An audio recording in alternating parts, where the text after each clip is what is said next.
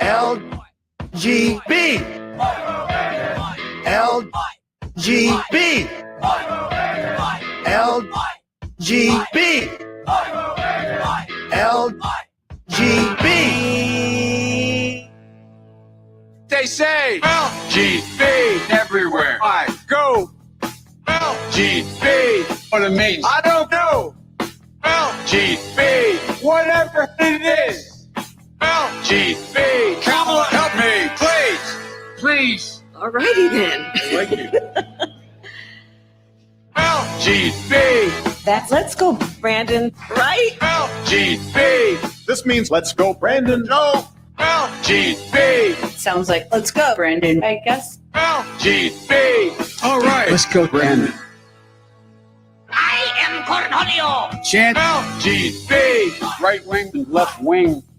LGB. Go, you know the thing. LGB. If you don't sing, get back. LGB. And you ain't black. LGB. Let's go, Brandon. LGB. Let's go, Brandon.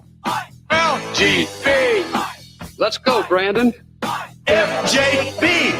Let's go, Brandon. I'm Joe Biden, and I Forgot this message. Greetings, my dear friends, and welcome to another episode of Reading Epic Threads. I'm your host, Patrick Gunnels, joining you from Houston, Texas, this February 27th, 2024, at 6:49 p.m. Central Standard Time. This episode is scheduled to go out the day you're watching it right now, February 28th. If you are watching it at that time, that's the time that it goes out. I am taking a loved one to the hospital for surgery. I am the person that it falls to. I'm not going to say who. I'm not going to say what it's about. It is just something I have to do. And therefore, bam, I'm going to be doing it early. Don't forget, guys, support everything we do here by going to epicthreads.tv, the budding new website, the home for everything epic. I call this, or actually, I should probably say my sister Rebecca, who is a web designer, put this together with the assistance of Ashley, my wife. RET Marketplace, you can click on Angel Paste, made by my other sister, Barbara. The 3 lotions available right now. Angel Paste Sweet Orange for pre-order, shipping on March 8th. Stay out of the sun right after you put it on. Remember that. It's vitamin C infused. Angel Paste Miracle Cream unscented, the original. And of course, Rose Angel Paste. Still a few units left, I believe. Artisan Soap is on the way. We're not there yet. I'm looking at some of them right now, though, and they are amazing. So keep checking at epicthreads.tv. All right. I'm going to begin and end with one piece from my friend Mike Donio. This piece is entitled, COVID Revealed Who Is Really Running the World.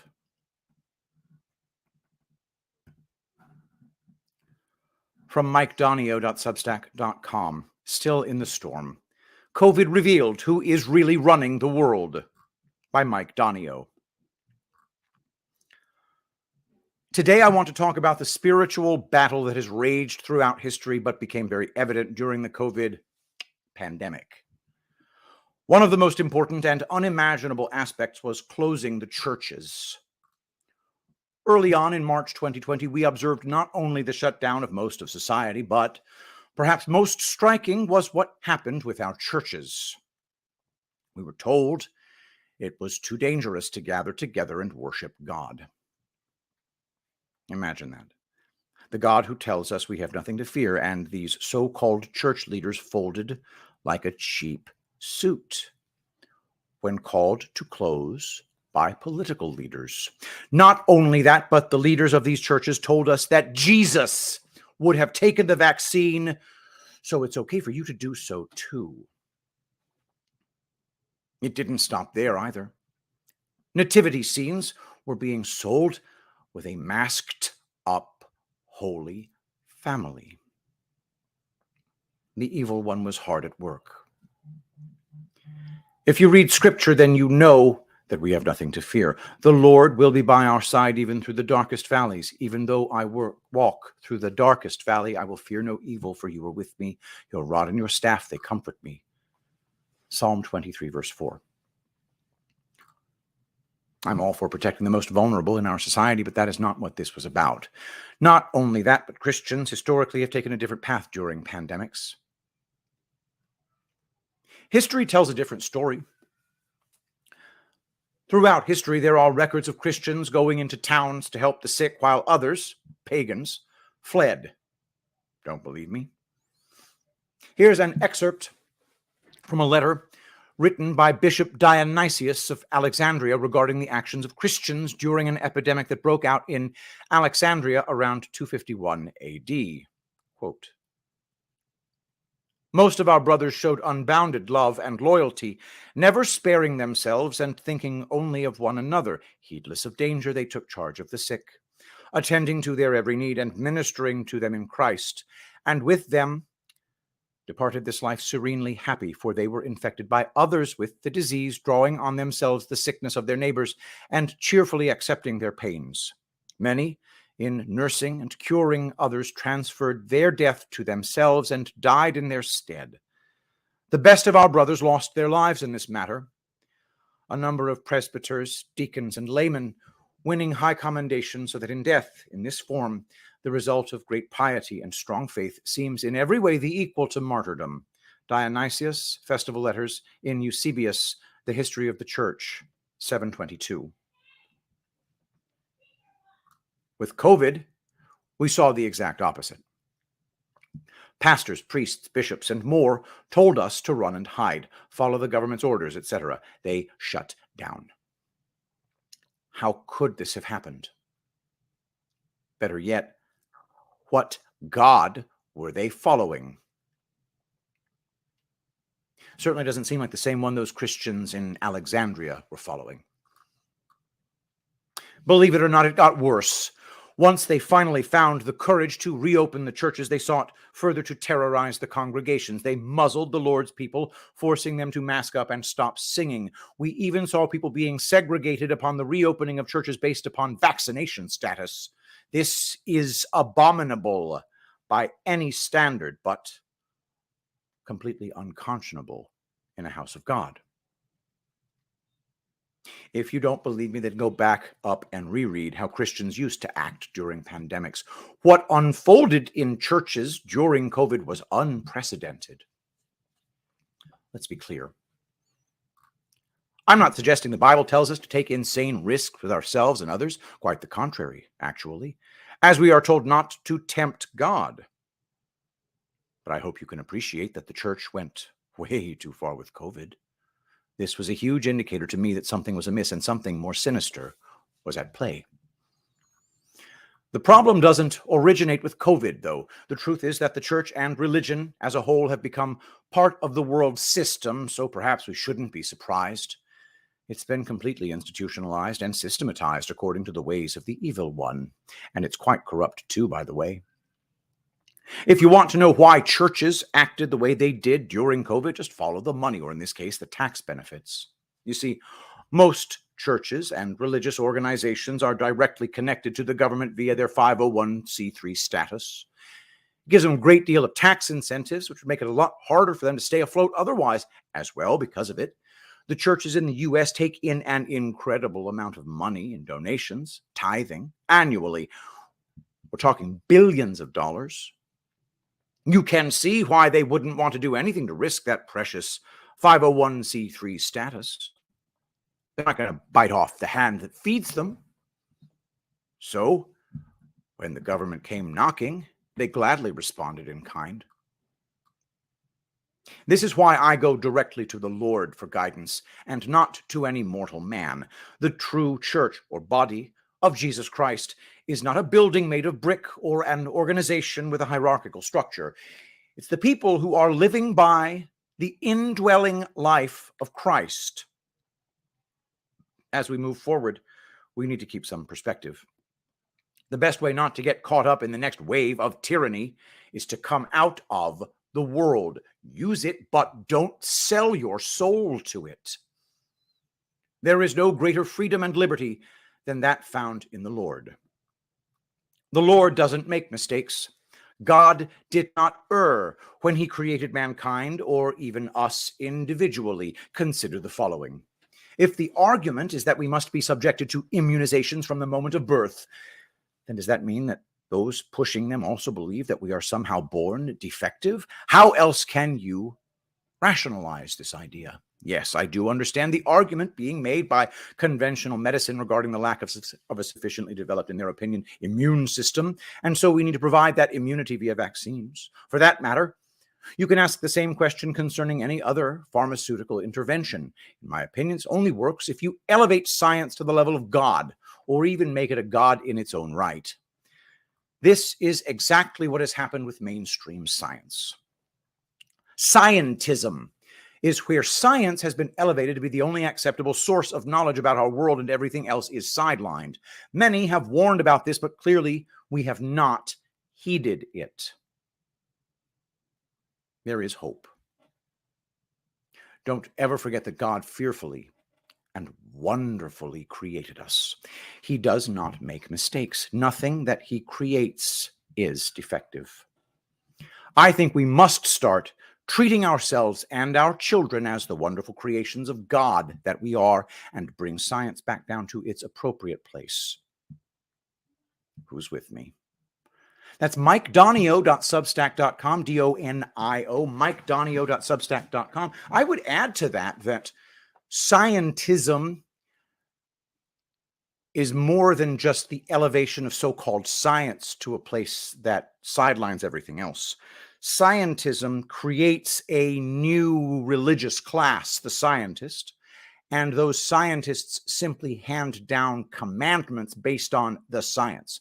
There is nothing scientific about scientism. There is no science in it. If you read a virology paper, you learn that the scientific method is never used. If you read it carefully and learn their lingo, you figure out that it's just fraud. And then you find out that all the other damn papers are fraud too. Actual science is hardly ever done. Very fun fact right there. I didn't know that that piece was so short, so I am not going to have that be the only thing I read for this episode of Reading Epic Threads. Hold for processing, and we'll put up another. All right, this one is from Martin Geddes. Always want to read his pieces. I like the title, so let's see what happens. From newsletter.martingeddes.com, English assemblies as a nascent parallel system. If we are to govern ourselves, then it starts with our own bodies, singular and plural. By Martin Geddes. On a Sunday morning soon after New Year, I drove down to Portsmouth on the English South Coast for a gathering of around 20 patriots and activists who are making a difference in their area. I want to provide a brief summary of some key takeaways to inspire others to act in a likewise manner. Apparently, there are many more in the group, but this being early January and short notice, attendance was slightly down. The reason Portsmouth is of particular interest to me is they are holding their local council and court to account on council tax, especially after a massive data leak exposed the person details of 6,000 people subjected to fraudulent court proceedings. Naturally, the police do not have the slightest interest in investigating and prosecuting organized crime by their own paymasters. Portsmouth is also being subjected to the tyrannical low emissions zone regulations to harvest cash off motorists. There are other money-making scams in play using safety as a pretext, like 20-mile-per-hour zones. There are two tasks we collectively face. One, deconstructing the old Babylon and its usurious debt, money, and necromancy courts for the dead. And two, constructing the new, our own heaven on earth of liberty from usury and equity under righteousness. There are endless ways to chip away at the corrupt edifice that rules us today, but the weakest point right now in England is council tax. The High Court ruling in the case of Leighton versus Bristow and Souter makes it clear that the councils are operating outside the law and we have redress. There is no authority to enforce any council tax debt in England without paperwork, and the paperwork is missing by design, as the underlying claim of an obligation to pay is fraudulent, as are the fake courts used to enforce the fake debt.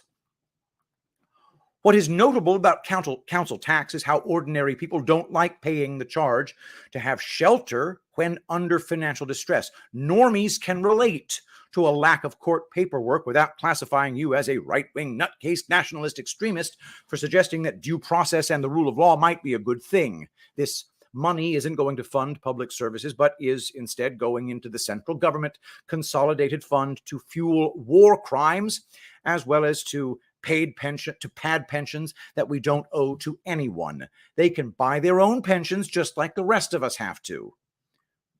Babylon will fall in time, anyhow, so the fight against the old system is likely to be overtaken by events. What matters is creating the tiny nuclei of a new system which is informed by the wisdom of the past and what has been shown to work before. This particular assembly elected coordinators who can act as focal points for the grassroots community and taking back control over multiple areas of concern, most notably by electing sheriffs, creating common law courts, and coordinating healthcare outside of the National Homicide Service. Positions currently available: common law, justice of the peace, secretary, treasury, finance, legal administrator, medical team members, doctors, nurses, first aiders, commissioners of sheriffs, press officer, common law jury members times 17. An initiative that everyone, regardless of political outlook, can rally behind is first aid. We are reasserting our ownership of our bodies and rejecting the legal fiction, doppelgangers, that have been used to trick us into slavery. That collective sovereignty over our body is expressed by taking care of both ourselves personally as well as each other.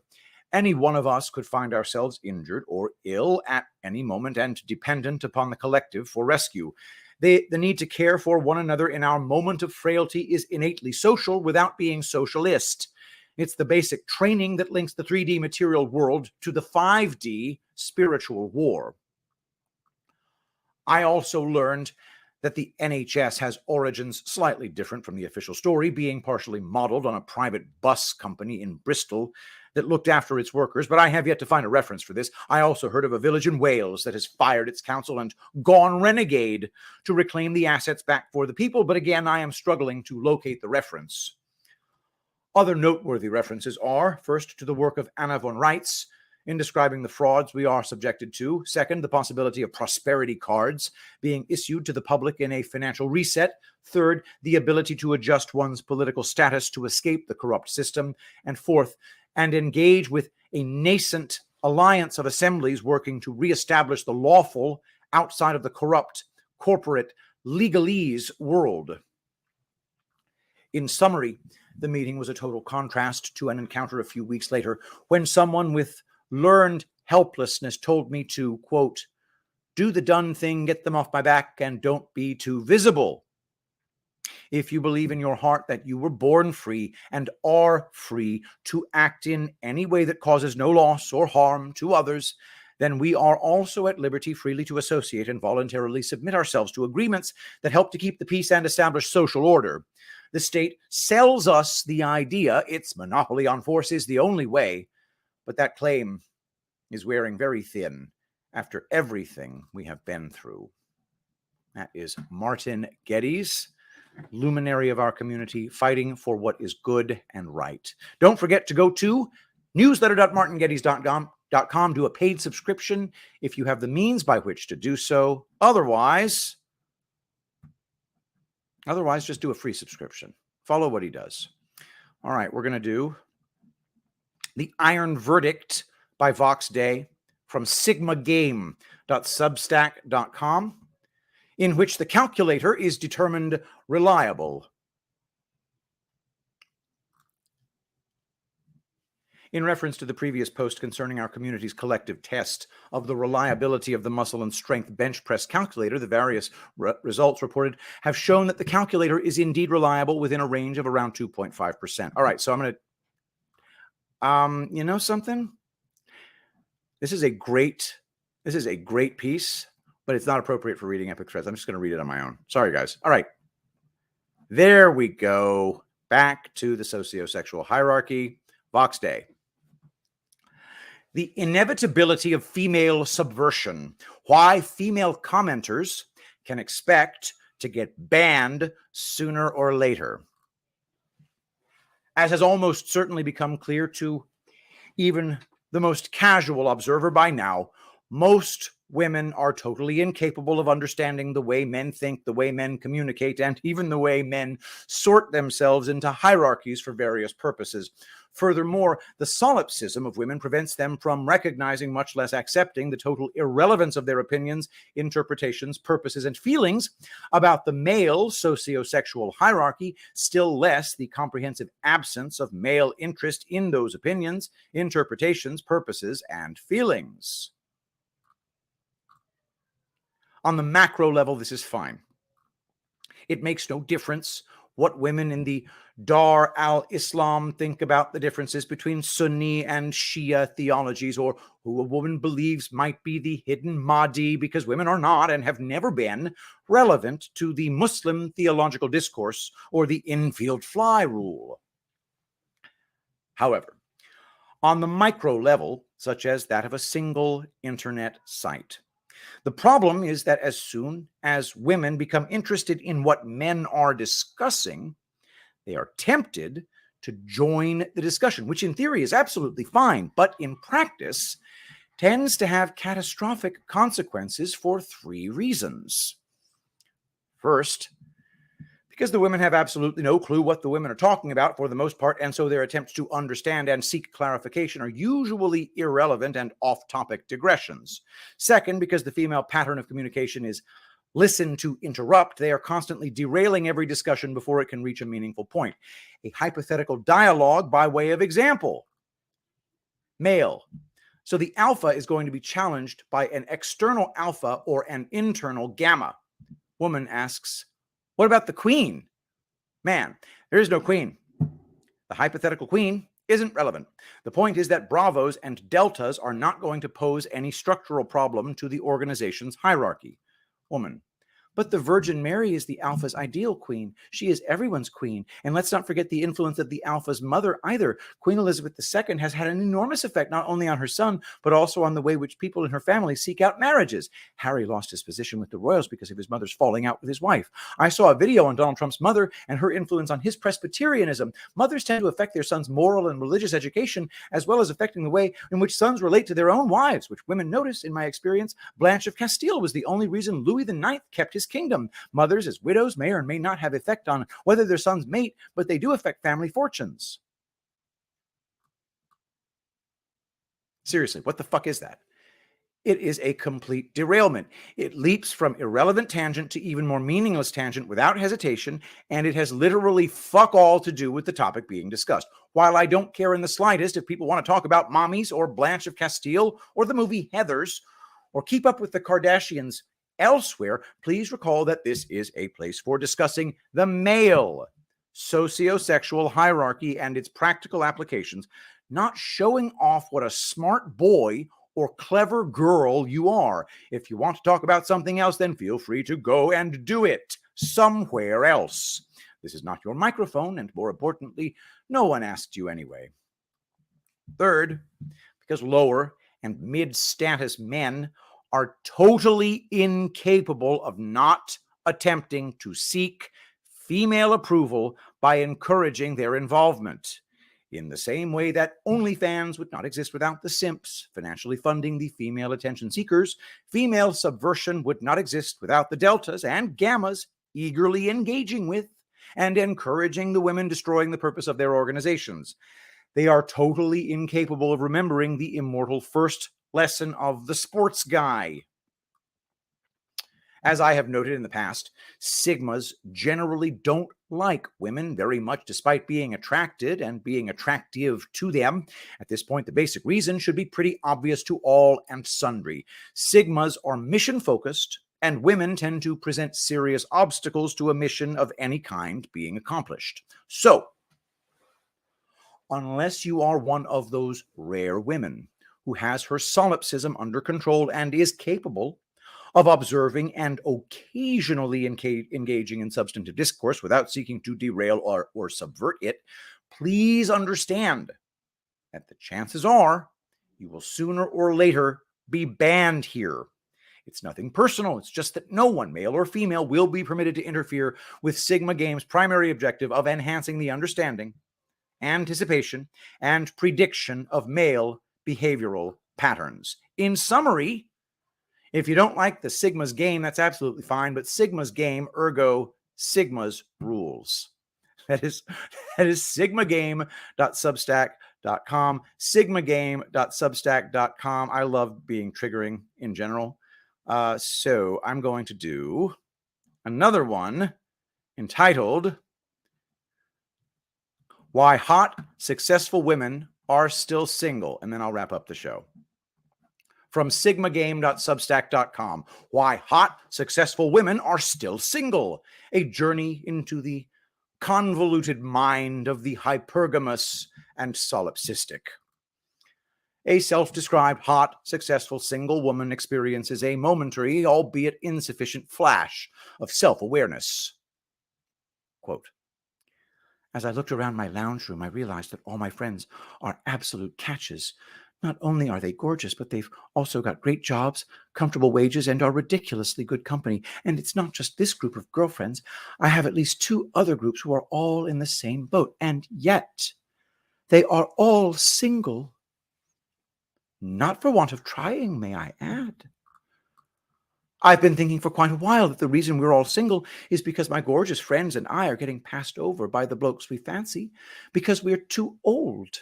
In fact, it is safe to assume that we're not even registering on many guys our age dating apps because they've set their age limits from 20 to, at a scrape, 30 years old. Isn't that wild? And yes, I am very much expecting my Instagram DMs to be filled with messages from men ranting on about the fact that I shouldn't have put my career before men and babies and that I'm too picky. Oh, and my favorite, I've hit a wall. Side note, why do so many men love using the term you've hit a wall? It's always from some hairy balding bloke who scratches his nuts in social settings. Okay, mate. I beg to differ, dear cranky gents. I've never felt more comfortable in my skin. I don't want children, and I've adored every moment chasing after a career I want. But there has to be a more valid reason why all my girlfriends and I are single than just some shallow dudes who want a pretty young thing on their arm. So, after some more pondering, I began to think perhaps the issue is that I and my friends have paved out lives we absolutely adore, and if we're going to add a man to our life, then they must be on the same level or higher. You can't detract, you must add to my life. End quote. First, we have to assume the basics, which is that most women exaggerate their own attractiveness as well as that of their friends, usually by around 2 points. Here is what the woman and these gorgeous women actually look like, along with some age-adjusted ratings that are based solely on their physical appearances at the moment. All right, let's check them out. I mean, she'd be really pretty if she was skinnier. These women are attractive. They're not super gorgeous, but they're attractive. All right, so there we go. It's not a grotesquerie or anything, and there don't appear to be any outright coyotes in the bunch, but even accounting for their age, which appears to be around 40, plus or minus a few years, it's not exactly a mystery why they're not being actively pursued by age-appropriate alphas, sigmas, or even bravos, with the possible exception of the 6, who has decent features but may not even be a 6, because for all we can tell from the photo, she could weigh 300 pounds, but could also be an 8 if she had a good body and cleaned up a little. This isn't a group that any man of status between the ages of 40 and 60 would even look at a second time. To her credit, she is attempting to review their collective past decisions and in the process has independently discovered hypergamy. Or as she puts it, if we're going to add a man to our life, then they must be on the same level or higher. So, good for her. That philosophical epiphany puts her well ahead of the average woman, or man for that matter. Remember that one, gentlemen. If you're going to attract a woman, you must be on the same level as her or higher. However, she clearly hasn't learned yet that men do not value the same things that women do, or realized that a man who is on her level or higher almost certainly has A, his own requirements, and B, considerably more options than she does now, and certainly doesn't appear to have contemplated the obvious consequences of those 2 variables. Aside from gammas, men are usually much more pragmatic than women about their self-assessed sexual market values. We learn to be, because when we're not, we get shot down faster than a Syrian jet flying over the Bekaa Valley on June 9th, 1982. We also tend to rate ourselves on the basis of the average of the women we've dated, whereas women usually rate themselves on the basis of the most attractive man who has ever expressed any interest in her, which, of course, explains why a middle-aged 7 still thinks she's a 10. I tend to go white collar. Sure, I dabbled with a few footy players in the past, but that was just for fun. Translation: couldn't lock down a rich pro athlete in her youth, but cute enough to be a play toy for a few young alphas. Still thinks she merits a handsome millionaire. His standards are ridiculous. I think all these chicks are hot. Whatever. Okay. And of course, none of this even begins to address the obvious problem of men having a negative preference for women of, shall we say, a certain experience. But that's not even relevant here, because the women concerned aren't even getting far enough for that to be an issue. Unfortunately, the author's female solipsism prevents her from grasping the fact that the fundamental problem being faced by her and her friends isn't their options being too socially or geographically restricted, but rather their expectations being too high. Quote, maybe we're all single because we've only been sticking to what we know. Maybe my Mr. Right is currently trying to herd sheep into a shearing shed, and I've been attempting to look for him in a fancy wine bar. Wrong place, Jana. So in the fine words of Taylor Swift, it's me. I'm the problem. It's me. The girls and I have vowed to broaden our dating field and start going to places outside of the city bubble. Can't hurt, right? End quote. It can't hurt, but it isn't likely to work. No matter which pool she fishes in, unless and until she accepts that her standards are too high and her attractiveness to men is considerably lower than it used to be, her hypergamous instincts will continue to drive her to reject the suitable as she pursues the unattainable. That's sigmagame.substack.com.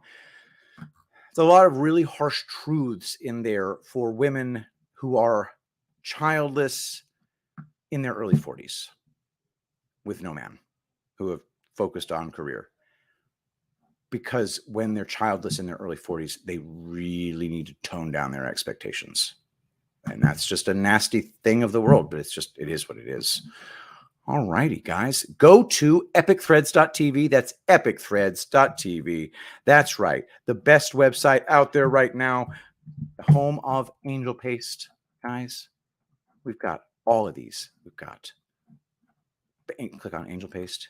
Got Angel Paste Sweet Orange coming March 8th. Pre-order now. They will not be available anymore when the time comes. Angel Paste Miracle Cream, Rose Angel Paste, all available at epicthreads.tv. Use promo code Shapiro to pry $1 from my grasping hands. We got some epic merch. It's coming.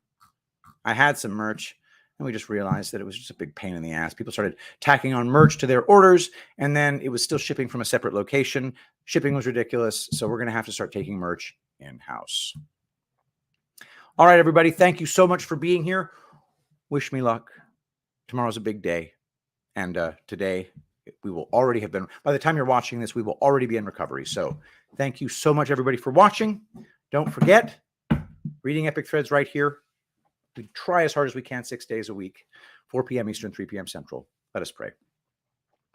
Saint Michael the Archangel, defend us in battle. Be our protection against the wickedness and snares of the devil. May God rebuke him, we humbly pray. And do thou, O Prince of the heavenly host, by the power of God, cast into hell Satan and all evil spirits who prowl about the world, seeking the ruin of souls. Amen. I love you all. Thank you so much for being here, and I'll see you tomorrow. I will be the greatest president that God ever created.